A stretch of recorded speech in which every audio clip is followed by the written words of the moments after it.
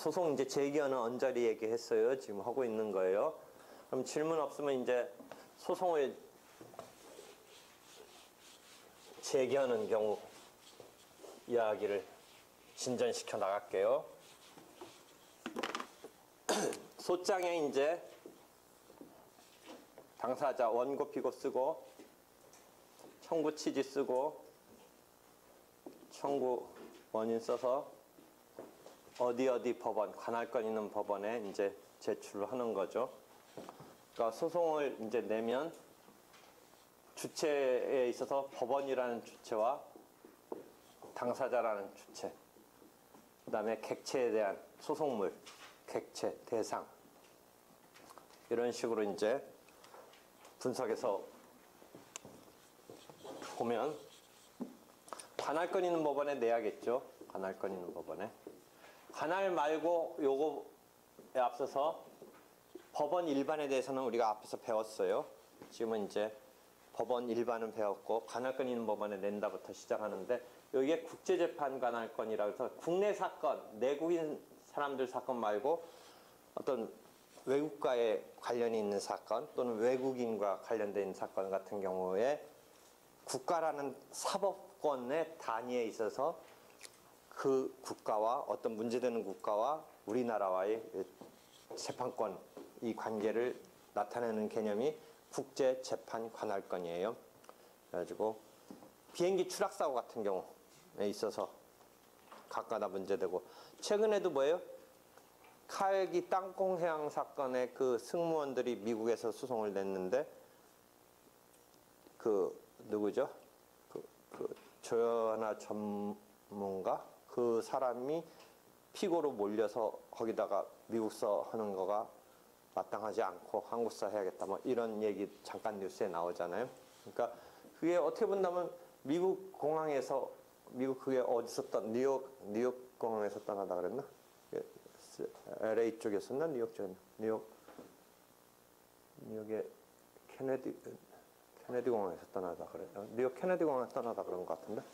하여튼 뉴욕에서 발생하긴 했지만 뭐 승무원이나 이 비행기 국적은 또 한국인데 미국의 소송 시스템이 어떤 손해배상에 있어서 우리랑 조금 시스템이 틀리니까 실체법적으로 이전에 어느 국가가 이것을 다루느냐가 일단 중요하죠. 그러면 이제 그 나라 법이 적용되는데 불법행위법에 있어서는 미국 법은 징벌적 손해배상 같은 것도 있고 해서 대단히 어마어마하니까 피해 입장에서는 미국이 나름대로 유리한 이런 상황이 벌어져서 미국에 낸 것 같은데 그런 개념이 국제재판 관할권이 있는데 일단 그런 특이한 경우 이것은 국제사법이라는 과목하고도 또 연결이 돼요. 그런 특이한 경우도 있을 수 있는데 일반적인 국내에서의 이제 관할권 있는 법원에 내야 되죠. 그 다음에 당사자라는 사람에 대한 지금 주체에 대한 이 당사자 기본 개념은 이미 배웠고 당사자 확정 이런 거 배웠죠. 그래서 확정된 당사자가 당사자 능력이 있을 것 조금씩 개념 가르쳐줬는데 뭔가 확정이 돼야 되는 특이한 경우가 사자명의소송과 성명무용소송은 있지만 그건 특이한 경우고 소장의 표시에 따라서 원고 피고로 등장하는 이 사람이 당사자로 확정이 돼서 이 확정된 당사자한테 당사자 능력이 있는지 당사자 적격이 있는지 소송 능력이 있는지 그 다음에 만약 무능력자라면 법정 대리인이 따라 붙었는지 등이 필요한 것이죠. 우리가 지금 살펴야 되는 거죠. 그 다음에 이건 주체에 관한 거고 그 다음에 이 청구 취지와 청구 원인을 통해서 객체 소송물이라고 하는 이것에 대해서 이게 분쟁을 해결해 줄 필요성의 소외이익이 있는 것이어야 되고 예컨대 우리가 중복제소 이런 거 조금 배웠죠. 중복제소가 아니어야겠죠. 이미 그 똑같은 객체의 사건이 벌어지고 있으면 두 번째 후소는 중복된 제소가 돼서 부적법 각하되죠. 그 다음에 이 똑같은 사건이 더 나아가서 딴 재판부에서 지금 소송이 벌어지긴다라는 것보다 더 황당한 것은 아예 결론이 난 확정 판결이 하나 있는데 똑같은 사건이 지금 다시 등장했을 때 기판력 걸리는 이런 상황 등이 지금 객체를 둘러싸고 이제 맞닥뜨리는 상황으로서 특이한 거지만 이것도 잘 보세요. 당연히 사람이니까 당사 능력이 있고 당사 적격이 있고 뭐 소송 능력이 있고 뭐 등등 뭐 당연히 소송 내왔으니까 억울하니까 소송 내왔고 다시 여기서 뭐 똑같은 사건을 한 번 더 판단받으려고 낸 건지 등은 특이한 경우죠. 그러니까 일반적인 경우는 큰 문제 없는데 그다음에 당연히 관할권 있는 법원에 냈겠죠 뭐. 그래서 정상적으로 왔으면 괜찮은 건데 우리는 여기서 이제 뭐를 체크해요? 이 흠이 있는 거. 그러면 흠이 어떤 때 어떻게 생기느냐. 즉 당사 능력이 없는 경우가 그럼 뭐냐. 그래서 흠이 어떤 경우냐. 당사 적격이 없는 경우가 어떤 경우냐. 미성년자의 경우에 소송 능력이 없다는데 미성년자가 직접 소송을 법정 대리인을 통하지 않고 나왔으면 어떻게 되느냐. 객체를 둘러싸고 중복재소는 259조에서 금지된다는데 이미 똑같은 사건이 앞에서 있는데 내왔을 때 어떻게 되냐. 뭔가 흠이 있을 때. 흠이 없는 게 정상이고 대부분 흠이 없겠지만 우리는 지금 흠이 있는 걸 찾아서 그것을 가지고 어떻게 하는 걸 먼저 배우냐면 이러한 것을 소송요건이라고 불러서 본안에 들어가서 원고 청구를 기각, 인용 이런 본안 판단에 앞서서 갖춰야 되는 개념으로서 소송요건이고 이 흠이 있으면 대체적으로 어떻게 처리할 거냐 이런 것을 지금 보려고 하는 거죠. 다만 관할권의 경우는 제대로 못 냈을 때 이송제도가 있어요. 이송. 34조의 이송. 법원이 이송을 시켜줘요. 제대로 관할권 있는 법원에. 한편 당사자 능력이 없다든지 당사자 적격이 없다든지 소송 능력이 없다든지 이런 것은 그 다음에 직권조사 사항이라고 그래요. 법원이 직권으로 조사를 해요. 당사자가 상대방 당사자 적격이 없는 자다라고 말해서 판단하고 하는 경우야 뭐 더할 나위 없지만 설사 당사자가 주장을 해야 된다. 그 개념에 있어서의 상황과는 달리 직권으로 법원이 이런 것을 헤아려요.